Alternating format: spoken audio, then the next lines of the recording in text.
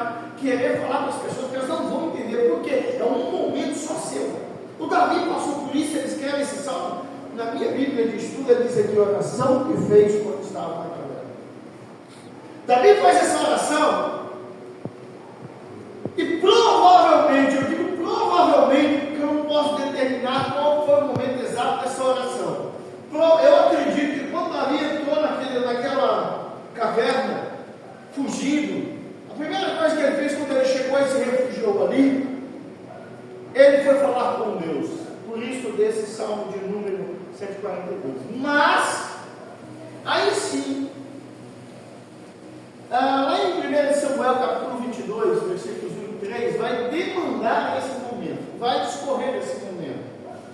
Por quê? Aquela caverna não foi só Davi que usou, outros homens usaram antes dele. Ou seja, tem períodos que aquilo que eu passo, outras pessoas vão passar. O que eu preciso aprender com tudo isso? Não importa como nós chegamos nesse período da vida, não importa isso, mas como ele vai mudar a minha vida. Isso sim.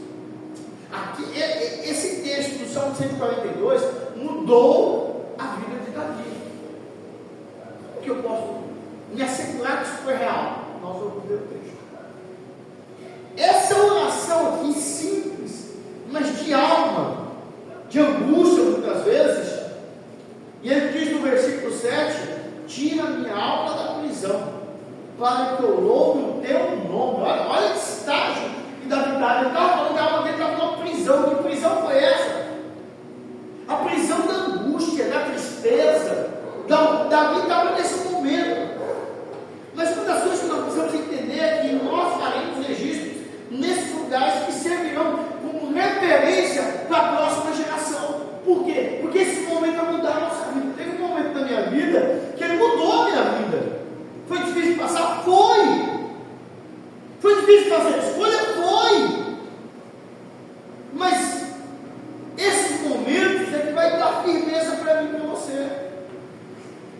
Não vai ter momentos mais transformadores em nossas vidas do que o lugar onde Deus se apresentou e mudou a nossa história. Deus vai dar uma direção para Davi que vai mudar completamente o mundo da vida dele. Deus desceu lá na caverna? Não, Deus fez mais do que isso. 1 Samuel 22, abre aí.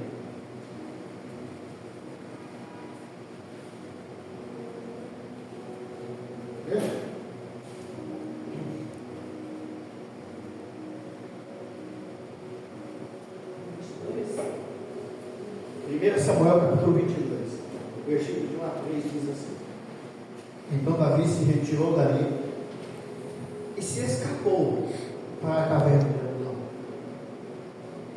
E ouviram-no seus irmãos de toda a casa do seu pai, e desceram ali para ele. Ajuntou-se a ele homens que se achavam em aperto e todo endividado, e todo homem de espírito desgostoso, e ele se fez chefe deles, e eram com ele uns 400 homens. E foi-se Davi dali para a Mispa dos Moabitas, e disse ao rei dos Moabitas: deixa-nos estar, meu pai e minha mãe, convosco, até que eu saiba o que Deus há de fazer de mim.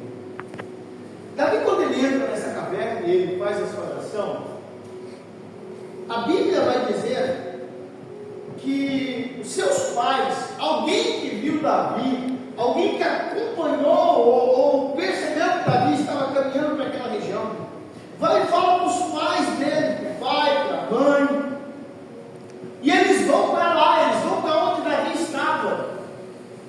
E não só eles, junto com eles, cerca de 400 homens foram para com aquele lugar.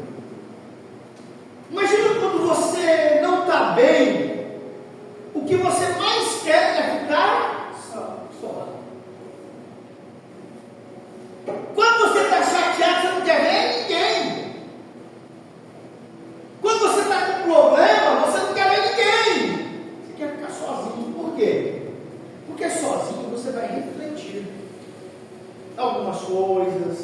buscar em Deus.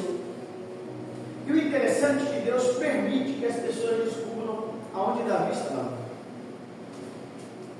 E quando Davi vai para aquele lugar, uma das coisas que nós precisamos trazer para a nossa vida, o que não importa é como nós chegamos, e sim o propósito de sair daquele lugar. Alguns momentos que nós vamos passar, nós não vamos entender, mas nós vamos entender que devemos sair. O Davi, quando ele chega ali, triste, abatido, como o Salmo 142 mostra, né? Davi apreensivo, temeroso, expondo o seu coração diante de Deus.